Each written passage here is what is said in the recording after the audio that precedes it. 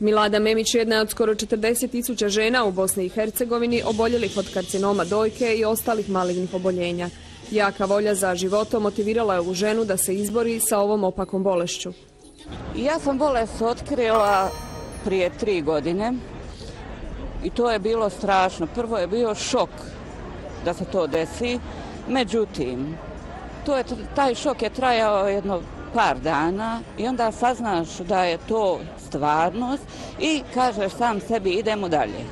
Karcinom je među vodećim uzrocima smrti u svijetu. Ipak edukacija i prevencija mogu dovesti do zaliječenja bolesti i osigurati pacijentu normalan život.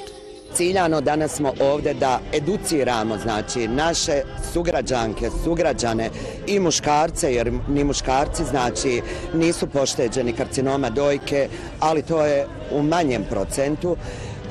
Da rak dojke nije tabu tema, da se o raku dojke mora javno pričati, da bi postigli neke rezultate. Prije svega da budemo podrška našim ženama, jer da damo njima do znanja da nisu same, da su znači udruga, znači cijeli Mostar je uz takve žene.